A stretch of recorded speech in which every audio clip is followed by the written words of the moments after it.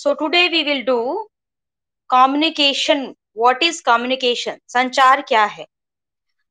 तो संचार का मतलब जैसे आप यहाँ पे बैठे हो, आप यहाँ से कहीं भी मैसेज भेज रहे हो या फिर आप के द्वारा या आप यहाँ घर बैठे न्यूज़ सुन रहे हो, टीवी में आप देख रहे हो कि कहाँ पे क्या हो रहा है। तो जैसे ट्रांसपोर्ट के द्वारा पैसेंजर को या गुड्स को, वस्तुओं को, यात्रियों या वस्तुओं को एक स्थान से दूसरे स्थान पे ले जाया जाता है। तो उसी तरीके से संचार के द्वारा मैसेज को, संदेश को या कोई भी विचार को एक स्थान से दूसरे स्थान पर पहुंचाया जाता है। जैसे कोई भी आप देखो कि आप यहाँ आप जान रहे हो, पूरे वर्ल्ड में लोग जान रहे हैं कि इंडिया में लोग कोरोना से इतने मर रहे हैं। कैसे जान रहे हैं? ये सब संदेश पहुंचाया जा रहा है या इंफॉर्मेशन दिया जा रहा है कम्युनिकेशन के द्वारा। तो 19th सेंचुरी के मिडिल तक लगभग जो ये जो कम्युनिकेशन है, संचार का काम, पहले ह्यूमन बीइंग क्या करते थे? एनिमल्स का यूज करते थे। कबूतर का यूज होता था, चाहे कोई एनिमल्स का यूज होता था, वो जाके संदेश पहुंचाते थे। तो उसके बाद क्या हुआ? सैमुअल मोरस जो एक साइंटिस्ट थे, उन्होंने 1844 में ही इन्वेंटेड टेलीग्राफ। टेलीग्राफ का आविष्कार हुआ 1844 में। सैमुअल मोरस ने ही टेलीग्राफ का आविष्कार हुआ और टेलीग्राफ के आविष्कार के बाद, इन्वेंशन के बाद, कम्युनिकेशन में बहुत ही रेवोल्यूशनरी चेंज आ गया, क्रांतिकारी परिवर्तन आया। तो उसके पहले भी हम जानते हैं कि टेलीफोन का आविष्कार हुआ था, जो कि ग्राहम बेल ने किया था। मार्कोनी ने रेडियो का आविष्कार किया था। तो ये सब संचार का ही माध्यम है जिसका आविष्कार किया गया था। तो ग्राहम बेल ने टेलीफोन का आविष्कार किया था, मार्कोनी ने रेडियो का आविष्कार था, जिससे संचार में यानी कम्युनिकेशन में एक रेवोल्यूशनरी चेंज आया, सुधार हुआ, संचार की प्रक्रिया में और भी ज्यादा सुधार हुआ। तो वर्तमान युग में या आधुनिक युग में, रिसेंट जो एज है, ये तो सैटेलाइट का यूज करते हैं, इसमें कंप्यूटर का यूज करते हैं, केबल, तार या फिर वायरलेस का भी यूज करते हैं। तो ये सब संचार के साधन है। तो आज भी जैसे आपके हाथ में मोबाइल है, हर एक आदमी के हाथ में मोबाइल है, ये तो it is a revolutionary change. पहले ऐसा नहीं था। पहले लोग को मैसेज करने के लिए या कहीं संदेश पहुंचाने के लिए, इंफॉर्मेशन पहुंचाने के लिए लेटर लिखना पड़ता था। लेटर के पहले क्या होता था? ये एनिमल्स का यूज होता है, कबूतर या फिर कोई एनिमल से, पशुओं के माध्यम से पहुंचाया जाता था। फिर जैसे जैसे डेवलपमेंट हुआ, आविष्कार होना शुरू हुआ, मोबाइल का आविष्कार हुआ, सैटेलाइट का ये हुआ, वहां से ये केबल तार, फिर कंप्यूटर का आविष्कार। तो ये जो टेलीफोन है, ये सबसे अधिक उपयोग किया जाने वाला कम्युनिकेशन का एक माध्यम है, मोड ऑफ कम्युनिकेशन। टेलीफोन का मतलब ये जो पहले जो आता था TNT, वो भी टेलीफोन था, और अभी जो आपके हाथ में मोबाइल है, इसको भी हम लोग फोन कह सकते हैं, टेलीफोन कह सकते हैं। तो रेडियो हो या टीवी टेलीविजन हो या फैक्स के माध्यम से एक जगह से दूसरी जगह हम लोग इंफॉर्मेशन भेजते हैं। इंटरनेट के माध्यम से आप व्हाट्सएप कॉल करते हो, व्हाट्सएप मैसेजेस करते हो, मेल भेजते हो, ईमेल भेजते हो। तो ये तो संचार का एक सुगम साधन है। यहाँ से आपको अमेरिका में भेजना, आप फटाक से मेल कर दिया, आप तुरंत विद इन 2 सेकेंड वो मेल पहुंच गया वहां पे। तो ये ये जो साधन है संचार का, कम्युनिकेशन का, रेडियो, टेलीविजन, फैक्स, इंटरनेट, ये हम लोग के लिए मतलब संचार को और भी सुगम बना दिया है। क्योंकि इसमें बहुत सारा जो ऑब्स्टेकल था पहले स्थान का, जैसे हम पहले पोस्ट कार्ड, आज से अगर 25 साल पहले की बात करें या फिर हम लोग 40 साल पहले की बात करेंगे, 40-50 साल पहले, तो फिर क्या था? पहले तो लेटर भेजा जाता था, पोस्ट ऑफिस में जाके लेटर ड्रॉप करेंगे, देन वो वहां पे जाएगा। पहले 60-70 साल पहले तो उतना टेलीफोन की सुविधा भी नहीं थी सबके घर में। तो पोस्ट ऑफिस के माध्यम से लेटर को भेजा जाता, वो जाने में अनदर फर्दर 15 to 20 डेज मान लो, या जगह के हिसाब से कितना टाइम लग रहा है, तब जाके उसको मैसेज मिलता था। तो अभी के टाइम में समय और स्थान की जो ऑब्स्टिकल था, वो दूर हो गया है। परिवहन की तुलना में आधुनिक संचार मतलब एक पूरे वर्ल्ड को एक एक छोटा सा गांव के रूप में, एक एक ग्लोबल वर्ल्ड, एक ग्लोबल विलेज बन गया है पूरा वर्ल्ड, क्योंकि हम लोग तुरंत कनेक्ट कर लेते हैं एक दूसरे से। हम यहाँ बैठे हैं, आप चेन्नई में कोई बैठे हो, मॉरिशस में बैठे हो, अफ्रीका में बैठे हो, कहीं भी बैठे, एक दूसरे को कनेक्ट कर सकते हैं कम्युनिकेशन के द्वारा। कम्युनिकेशन का इतने सारे साधन उपलब्ध हैं। तो अभी तो सामाजिक और आर्थिक विकास जो है, अभी के टाइम में देखा जाए तो it is totally dependent on communication, संचार तंत्र पर निर्भर करता है। क्योंकि अभी बहुत सारी टेलीफोन, बहुत सारा जो अभी कंपटीशन हो गया, टेलीफोन कंपनी तांबा के तार के स्थान पर और भी चीजों का प्रयोग कर रहे हैं। तो इसमें क्या हो रहा है कि जो डेटा अवेलेबल है ये और भी और प्रिसाइजली अवेलेबल हो रहा है। तो पहले तो तार से जुड़ा, अभी तो वायरलेस हो गया है। वाईफाई बिना आप तार जोड़े आप इसको कनेक्ट कर सकते हो। मोबाइल में तो कोई तार नहीं जुड़ा होता है, लेकिन आप कनेक्ट कर लेते हो कहीं भी। तो ये सब संभव हो पाया है सैटेलाइट के जरिए, उपग्रह के जरिए। तो आधुनिक तकनीक विज्ञान जो है, टेक्नोलॉजी है, अभी ह्यूमन उसमें बहुत ज्यादा प्रयोग करना शुरू किया है और बहुत ज्यादा आगे भी निकल गया है। वर्ल्ड में जितने भी आप डेवलप कंट्री हो या डेवलपिंग कंट्री हो, विकसित या विकासशील देश है, उपग्रह से ही संचार का कार्य कार्य किया जाता है, काम लिया जाता है, यानी सैटेलाइट के माध्यम से। अभी जो जो भी सैटेलाइट में, मतलब अंतरिक्ष में जो भी शोध हो रहे हैं या उपग्रह संचार की दृष्टि से, इन सब चीजों में देखा जाए तो यूएसए और ये यूएसएसआर, सोवियत संघ, ये ज्यादा आगे है इन देशों में। और यहाँ पे जो आर्टिफिशियल सैटेलाइट है, उसको अर्थ के ऑर्बिट में उसको स्टैब्लिश करके, और फिर ये संचार व्यवस्था में बहुत रिवोल्यूशन चेंज आया है। 1970 के दशक में उपग्रह संचार प्रणाली का शुरुआत हुआ था, प्रारंभ हुआ था 1970 के डिकेड में। तो और लेकिन हम उपग्रह के माध्यम से संदेश भेजने का जो खर्च है, वो लगभग 500 किलोमीटर से 5000 किलोमीटर तक लगभग एक ही है। भारत में क्या है, दूरदर्शन है, बहुत सारे कार्यक्रम का भी संचालन होता है, बहुत सारे चैनल्स आप देखते हो टीवी में, बहुत सारा रेडियो पे भी आप बहुत सारे चैनल्स को सुनते हो। It is all because of satellite. उपग्रह की सहायता से ही इसका संचालन हो पाता है। जो भी आप टीवी में प्रोग्राम देखते हो, ये सब उपग्रह के माध्यम से ही हो पाता है, उसकी ही मदद से हो पाता है। तो भारत का संचार के संदर्भ में, भारत का जो पहला उपग्रह छोड़ा गया था, फर्स्ट सैटेलाइट, मतलब ये संचार के संदर्भ में या जो भी बोले, पहला सैटेलाइट जो छोड़ा गया था वो 19 अप्रैल 1975 को छोड़ा गया, 1975 में छोड़ा गया था पहला उपग्रह भारत का, जिसका नाम था आर्यभट्ट। आर्यभट्ट के बाद पहला उपग्रह आर्यभट्ट था, उसके 1979 में then Bhaskar one, then cosmodrome से, फिर वहां से रोहिणी उपग्रह एक और छोड़ा गया था। देन एप्पल उपग्रह छोड़ा गया था। उसके बाद Bhaskar two, INSAT one, INSAT one A, ये सब लगातार फिर छोड़ते गया। और ये सब अंतरिक्ष में छोड़ने के बाद ये कम्युनिकेशन के क्षेत्र में बहुत बड़ी क्रांति आई। क्योंकि अभी बहुत सारे मौसम संबंधी उपग्रह भी छोड़े जा रहे हैं, ना कि सिर्फ संचार के क्षेत्र में। अभी आपको मौसम का पता लगाना है कि अगले 24 घंटों में क्या होने वाला है, ये जो मेट्रोलॉजिकल सैटेलाइट होते हैं उसके थ्रू ही पता लगता है कि यहाँ पे अगले 24 घंटे में या अगले 10 दिन में यहाँ पे बारिश होने वाली है, यहाँ पे आंधी तूफान आने वाला है, या जो भी साइक्लोन आने वाला है, या फिर इस साल बहुत ज्यादा मानसून बहुत वीक होगा, बहुत ही कम बारिश होगी। ये सब हम सैटेलाइट के माध्यम से पता लगा सकते हैं।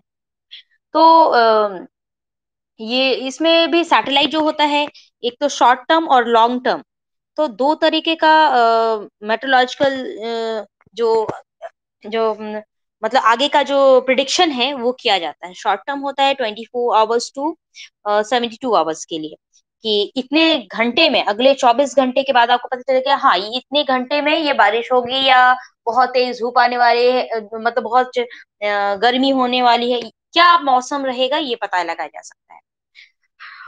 तो ये सब कुछ संभव हो पाया है उपग्रह के माध्यम से। उपग्रह ही, यानी कि जो सैटेलाइट है, वो हम लोग को सूचना सूचना तो देता ही है, हर एक चीज का सूचना। यहाँ पे हम जब संचार की बात कर रहे हैं तो एक जगह से दूसरी जगह पे आप बात कर रहे हो, आप अपने फ्रेंड से बात कर रहे हो, आप अपने रिलेटिव से बात कर ले रहे हो फुट से फोन घुमा के। आपको टीवी देख रहे हो, आपको जानकारी मिल रही है कि अगले 24 घंटे में बहुत तेज बारिश हो रही है, तो आप बाहर नहीं जाओगे, ट्रैवलिंग नहीं करोगे। और इसका उपयोग अभी बहुत ही रेलेवेंट है ये जो हम लोग एयरलाइंस के लिए, क्योंकि जब फ्लाइट्स को उड़ना होता है, तो ये देखा जाता है कि बारिश हो रही है या आंधी तूफान आ रहा है, क्योंकि उससे उसका इफेक्ट पड़ता है उस पे। तो ये इसलिए बहुत इंपॉर्टेंट है। जब कई बार आप देखोगे कि बहुत ज्यादा बारिश हो रही है, तो बहुत सारे फ्लाइट्स डिले हो जाते हैं, या फिर बहुत ठंड है, बहुत फॉग है ये हवा में, इन एटमॉस्फेयर में, तो ये भी डिले हो सकता है। ट्रेन को भी आप देखते हो कि जब विंटर सीजन में बहुत ज्यादा फॉगी रहता है, तो वो भी डिले हो जाता है टाइम से। तो ये अगर ये हम लोग को सही सही जानकारी मिलती है all because of satellite. Satellite के माध्यम से हमको सारी सूचनाएं, महत्वपूर्ण सूचना पता चलता है। और दूसरा अभी एक और है रिमोट सेंसिंग। एक टर्म कहा गया है दूर संवेदन। Now what is remote sensing? Remote, जो आप टीवी का रिमोट आपके हाथ में होता है या एसी का रिमोट आपके हाथ में होता है, आप बैठे बैठे चला रहे हो टीवी, टीवी का चैनल चेंज करो, आपको जाके बटन दबाने की जरूरत नहीं पड़ रही है यहाँ पे। तो ये जो रिमोट सेंसिंग जो टर्म है, यानी कि बिना बिना टच किए, बिना स्पर्श किए आप दूर के कार्य को कर ले रहे हो। तो ये जो दूर संवेदन है रिमोट सेंसिंग का, जिसका बेसिक इसका ऑब्जेक्टिव है कि बिना टच किए किसी भी अधिक दूरी से भौगोलिक सूचनाओं को प्राप्त किया जाता है। जैसे हम यहाँ पे बैठे हैं, और हमको यहाँ बैठे बैठे हमको दिल्ली की जानकारी हो रही है कि दिल्ली में यहाँ पे क्या हो रहा है, या फिर हम बैठे हैं अमेरिका में, और हमको झारखंड के बारे में जानकारी हो रही है कि यहाँ पे बहुत ज्यादा कौन कौन सा मिनरल पाया जा रहा है, या कौन कौन सा मिनरल को निकाला, तो सारी सूचनाएं दी जा रही है। एक मूवी आई थी पोखरन, जिसमें परमाणु, ये परमाणु मूवी आई थी शायद। उसमें आप देखे होंगे कि कैसे, शायद देखे हो आप लोग, देखे होगे तो समझोगे कैसे सैटेलाइट काम करता है। क्योंकि सैटेलाइट जो होता है, ये दो तरह का सैटेलाइट होता है, एक जियो सिंक्रोनस सैटेलाइट और एक होता है पोलर ऑर्बिटिंग सैटेलाइट। जियो सिंक्रोनस सैटेलाइट जो होता है, मतलब ये दोनों सैटेलाइट होता है, और दोनों मतलब ये जो लगातार है ना कि कंटिन्यूस फोटो खींचता रहता है, इमेज निकालता रहता है, तो हमको पता चलता है उसका कलर से हम समझ सकते हैं। सपोज हम रांची या झारखंड का 2010 में एक फोटो लिए थे एक जगह का, नुआ मुंडी। नुआ मुंडी एक जगह है very rich in iron ore, आप सभी जानते हो। तो ये आयरन ओर में बहुत ही धनी क्षेत्र है नुआ मुंडी। तो वहां पे का जानकारी लिया गया, नुआ मुंडी में बहुत ज्यादा आयरन ओर है। लेकिन आफ्टर सम टाइम, आफ्टर अभी क्या है 2010, अभी 2020 21, 10 साल बाद देखा कि यहाँ पे काफी कम हो गया है। It I am just giving an example कि यहाँ पे काफी कम आयरन ओर हो गया। तो ये कैसे पता लगे? धरातल के अंदर तो कोई खोद के घुसा नहीं है उसके अंदर। ये सारा कुछ हम लोग सैटेलाइट के माध्यम से ही पता लगा पा रहे हैं। तो ये जो सैटेलाइट है, एक तो उसमें बहुत सारे सेंसर्स लगे होते हैं, सेंसर लगे होते हैं उसमें, सेंस करके वो पता लगते हैं कि क्या ऐसा है। तो मान लो ये जैसे बादल है, जैसे हम लोग मेट्रोलॉजिकल सैटेलाइट कैसे होता है, वो उसमें बहुत सारे सेंसर्स लगे होते हैं। अगर वहां का ह्यूमिडिटी कैसा है, या फिर वहां का टेम्परेचर कैसा है, उसके आधार पे हम पता लगा सकते हैं कि आगे ऐसा हो। तो ये जो रिमोट सेंसिंग है, मतलब सेंसिंग मतलब संवेदन, रिमोट का मतलब होता है दूर का क्षेत्र। तो दूर के क्षेत्र का हमको बिना टच किए पता लग रहा है। हम अमेरिका में बैठ के हम इंडिया का किसी भी क्षेत्र का पता लगा रहे हैं। तो ये सब हमको रिमोट सेंसिंग से ही तो हो रहा है। हमको कोई भी डेटा प्राप्त होता है कि यहाँ पे जादूगोड़ा में यूरेनियम का खान है, बहुत ज्यादा मिनरल्स अवेलेबल है, या फिर Jharkhand is very rich in all the minerals. तो हमको कैसे पता लग रहा है कि यहाँ पे बहुत सारे मिनरल्स हैं इसके धरातल के अंदर? ये सब कुछ हमको सैटेलाइट से पता लग रहा है। या फिर हम केरल के तट पे देख रहे हैं कि बहुत ज्यादा यूरेनियम है। तो ये जो पता लगता है, ये सब कुछ हमको सैटेलाइट के माध्यम से पता लगा सकते हैं। तो सबसे अच्छा जो उपग्रह चित्र है, जो सैटेलाइट का फोटो, जो इमेजेस लिया जाता है, खींचा जाता है, वो नासा के द्वारा खींचा गया था। नासा जो है NASA, national aeronautical and space administration. तो ये नासा द्वारा भेजा गया लैंडसेट है, एक उपग्रह है, वहां से प्राप्त होता है फोटो। और उसे पता लगे। तो नासा ने रिमोट सेंसिंग में सबसे महत्वपूर्ण सफलता हासिल की जब 1972 में 1972 में ईआरटीएस ईआरटीएस एक सैटेलाइट है, अर्थ रिसोर्स टेक्नोलॉजी सैटेलाइट, ये अंतरिक्ष में छोड़ा गया। तो इसके द्वारा हमको बहुत सारे चीजों का पता लगा है, बहुत सारे हमको डेटाज उपलब्ध हो पाए। उसके बाद एक और सैटेलाइट छोड़ा गया था, अम, ये संयुक्त राज्य अमेरिका और ये भौमिकीय सर्वेक्षण विभाग है, जियोलॉजिकल सर्वे जो डिपार्टमेंट है, उस दोनों का ज्वाइंट प्रयास से लैंडसेट को 1999 में छोड़ा गया। तो ये उपग्रह से, ये जो सैटेलाइट है, उससे हम लोग को पृथ्वी पे संबंधित जितनी भी जानकारी है वो उपलब्ध हो जाती है। अर्थ पे जितने भी हमको इंफॉर्मेशन चाहिए, अर्थ के ऊपर और अर्थ के अंदर, अर्थ जो है, ये पृथ्वी जो है, जब आप इसका internal structure of the earth पढ़े होगे तो आप पढ़े होगे कि ये ऊपर में क्रस्ट है, देन मैंटल है, देन कोर है, इसके अंदर बहुत सारे लेयर्स हैं। तो ये सियाल सीमा नीफे आप पढ़े हो, तो आप कैसे ये पता लगा रहे हो कि ये सियाल, ये जो सिलिका प्लस एल्यूमिनियम, ये अपर लेयर है।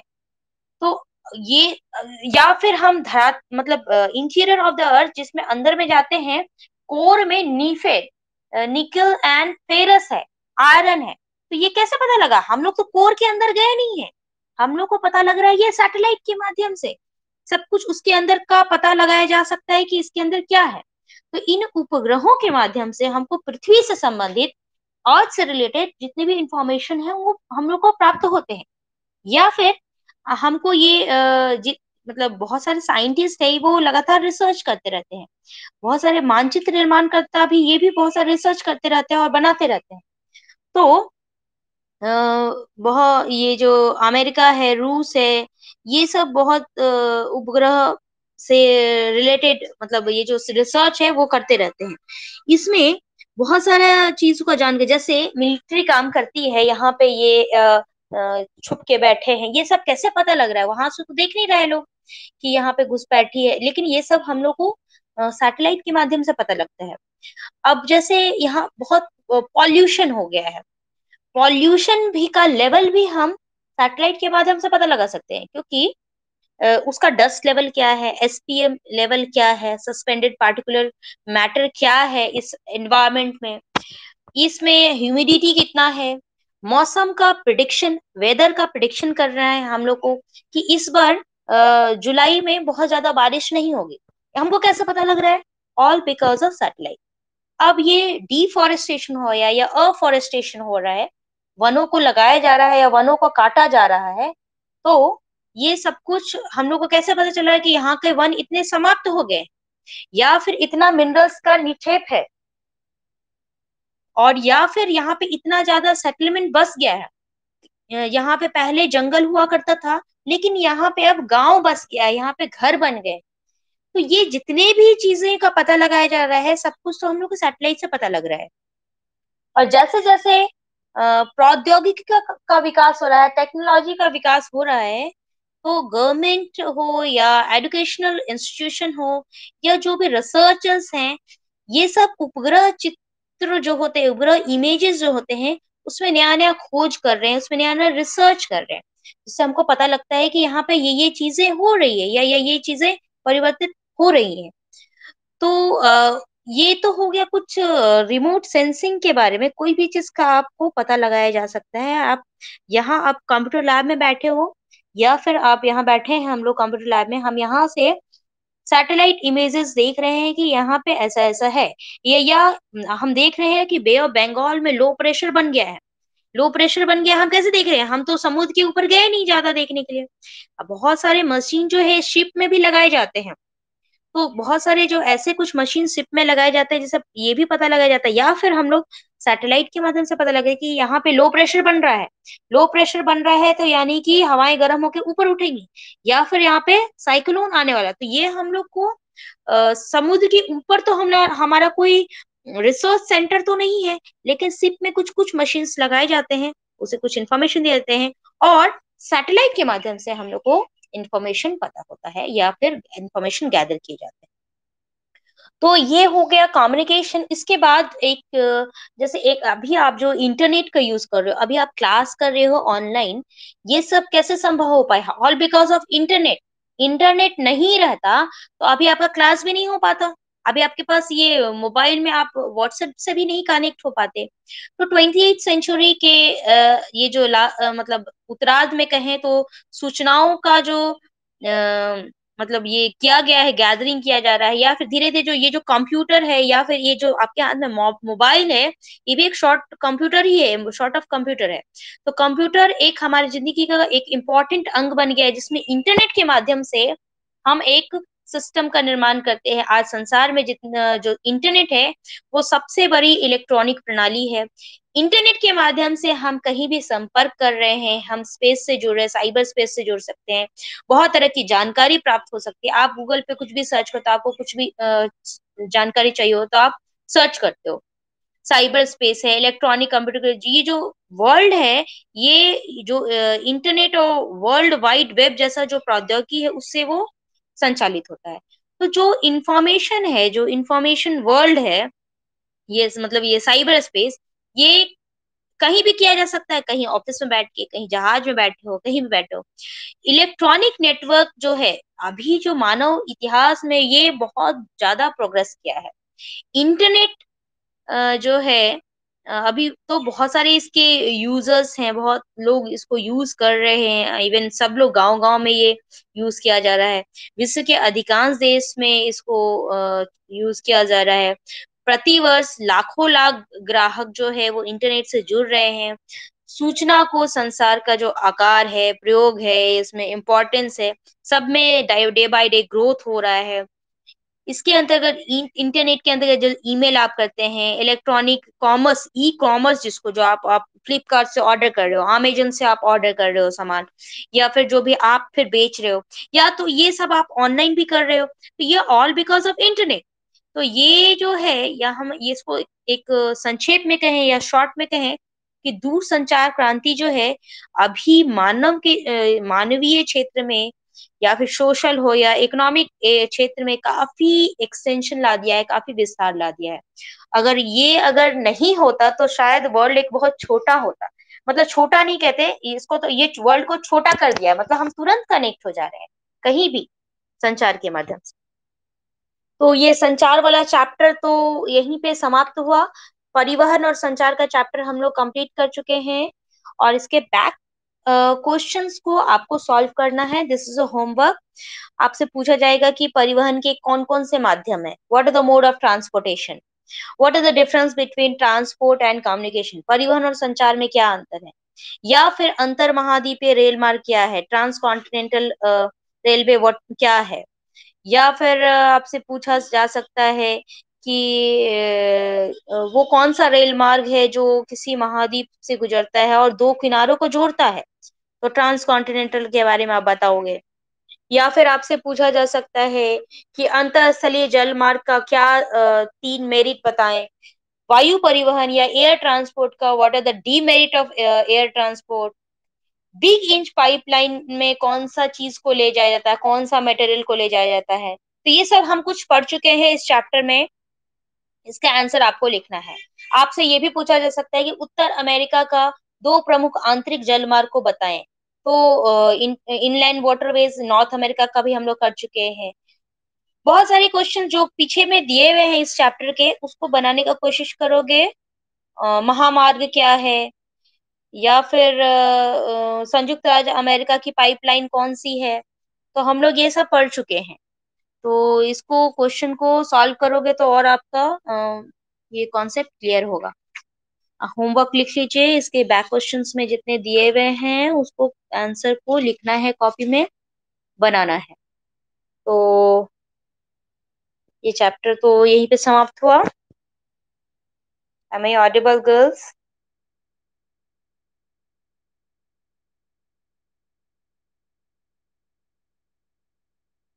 तो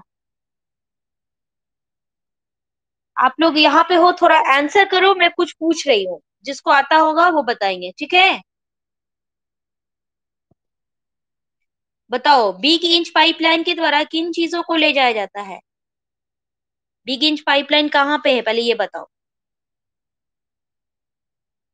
बिग इंच, यस, किन चीजों को ले जाते हैं? पेट्रोलियम को, पेट्रोलियम को ले जाते हैं।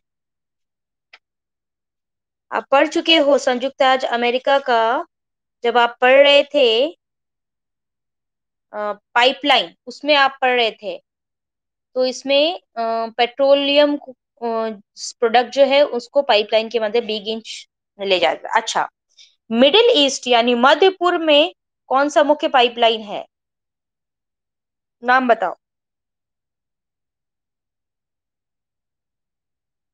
Trans Arabian peninsula pipeline, tap line जिसको कहा जाता है, ये पढ़ाए थे ना आपको?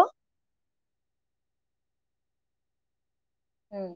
अच्छा, इंडिया में जो पाइपलाइन है HVJ, इसमें किस चीज को ले जाया जाता है, किसका परिवहन किया जाता है? आवाज नहीं आ रही है। Ashia is saying something but not audible. Gas, okay. Yes, yes, yes, natural gas को, HVJ। पेट्रोलियम कहाँ से HVJ में? HVJ पाइपलाइन जो बनाई गई है बेसिकली ये गैस के परिवहन के लिए बनाई गई है, प्राकृतिक गैस के लिए। ऐसे तो पाइपलाइन बिछाई गई है तेल का भी, पेट्रोलियम का भी, आसाम से बरौनी तक, गुजरात से मथुरा तक, ये पेट्रोलियम का बिछाया गया है, लेकिन प्राकृतिक गैस का परिवहन जो किया जा रहा है, ये HPK गैस पाइपलाइन जो बनाई गई है विजयपुर, सवाई माधोपुर, जगदीशपुर, ये सब जो वहां पे उर्वरक कारखाना है वहां उसको गैस उपलब्ध कराता है। अच्छा, tell me two merits of pipeline, दो गुण बताएं पाइपलाइन का।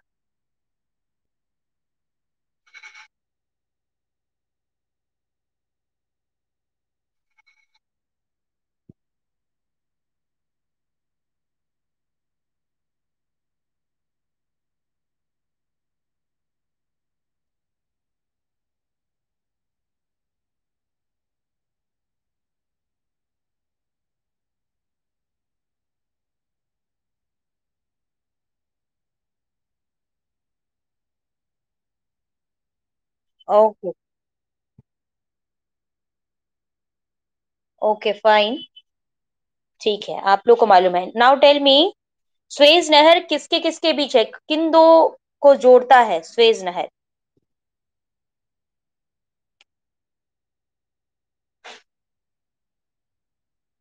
यूरोप और अमेरिका को जोड़ता है? अमेरिका किधर से आ गया है स्वेज नहर? स्वेज नहर कहाँ बनाया गया है? जी, भूमध्य सागर और लाल सागर के बीच में, आप एटलस में देखो, भूमध्य सागर और लाल सागर के बीच में एक लैंड छोटा सा जो था उसको काट करके स्वेज नहर बनाया गया है, भूमध्य सागर और लाल सागर को जोड़ता है।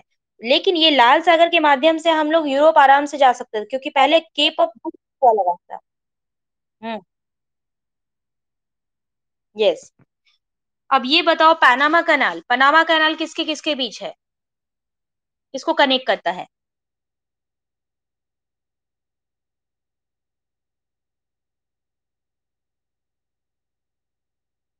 ठीक है, अटलांटिक महासागर और प्रशांत महासागर, लेकिन ये किसके बीच आसान होगा, अटलांटिक और प्रशांत महासागर, लेकिन ये कहाँ पे है एकदम एग्जैक्टली क्योंकि ये उत्तर अमेरिका और दक्षिण अमेरिका के बीच में। तो हम लैंड का अगर नाम लेंगे, लैंड एरियाज का, तो साउथ अमेरिका और नॉर्थ अमेरिका के बीच में ये जो पनामा रिपब्लिक है वहां पे पनामा कैनाल बनाया गया है।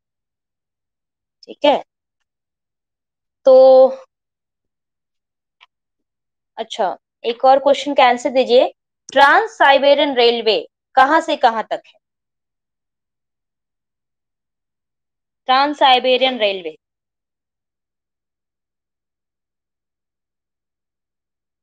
सेंट पीटर्सबर्ग से व्लादिवोस्टॉक। हम्म, और इसका मैप में ध्यान दोगे, आपका मैपिंग भी आता है सेकेंड ईयर में।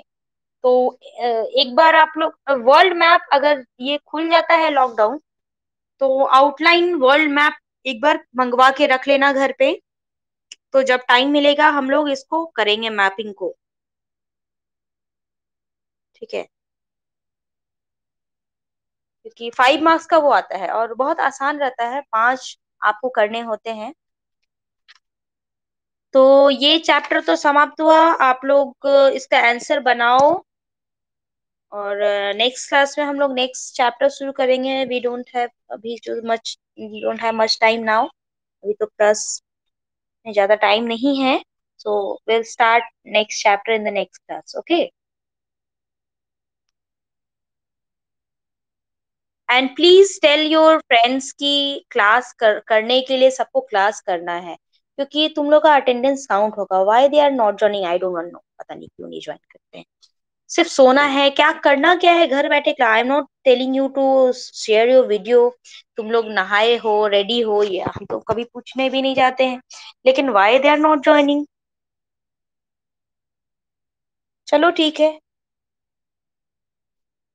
ठीक है गर्ल्स, तो I am in the class, see you in the next class, thank you.